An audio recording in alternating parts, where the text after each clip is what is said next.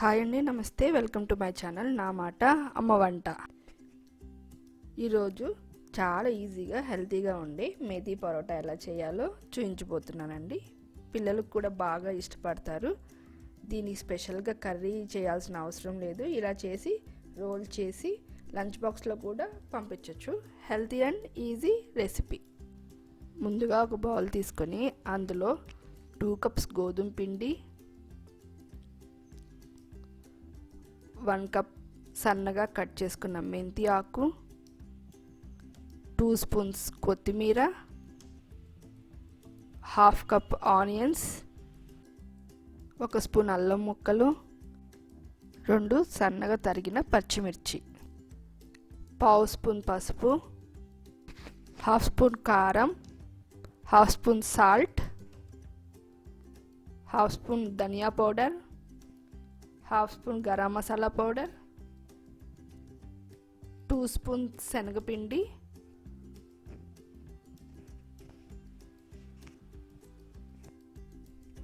2 spoons oil వేసుకోండి.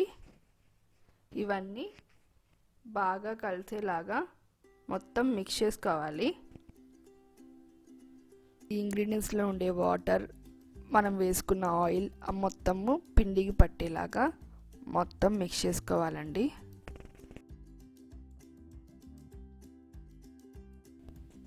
తర్వాత తగినన్ని నీళ్లు పోసుకొని పిండిని బాగా మెత్తగా కలుపుకోవాలి.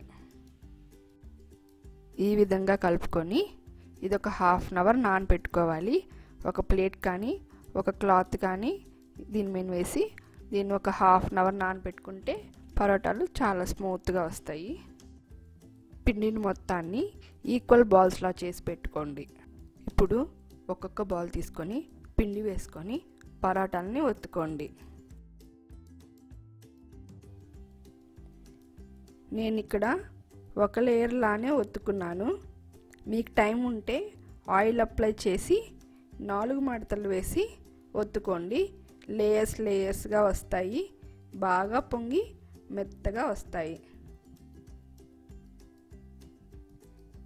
ఇలా పరోటా చేసుకున్న తర్వాత స్టవ్ మీద ఒక ఐరన్ ప్యాన్ పెట్టి మీడియం హై ఫ్లేమ్ మీద పరోటా కాల్చండి. ఫస్ట్ పరోటాని ఆయిల్ వేయకుండా 2 సైడ్స్ కాల్చుకోండి.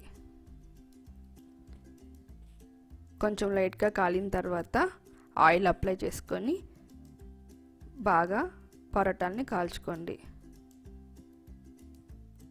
మీకు కావాలంటే ఆయిల్ బదులు నెయ్యి కూడా అప్లై చేసుకొని కాల్చుకోండి. చాలా టేస్టీగా ఉంటాయి.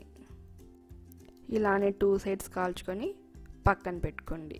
ఇలానే మిగతావన్నీ కూడా కాల్చుకోండి. చూసారు కదా అండి మేథీ పరోటా ఎలా చేయాలో. ఇది నైట్ డిన్నర్కు చాలా ఈజీగా చేసుకోవచ్చు. మంచి హెల్తీ డిన్నర్ కూడా. ఇవి లంచ్ బాక్సెస్లో కానీ మనం బయటికి ఎక్కడైనా పిక్నిక్కి వెళ్ళేటప్పుడు కానీ ఈజీగా రోల్ చేసుకొని తినేయచ్చు. వీటిని మామిడికాయ ఊరగాయతో కానీ నిమ్మకాయ ఊరగాయతో కానీ పెరుగుతో కానీ లేకుంటే మీకు ఇష్టమైన కర్రీతో సర్వ్ చేసుకొని తినేయండి. మీకు నచ్చిందా? అయితే మీరు కూడా ఒకసారి ట్రై చేసి ఎలా వచ్చిందో కామెంట్ చేయండి. మీకు నచ్చితే లైక్ చేసి షేర్ చేయండి.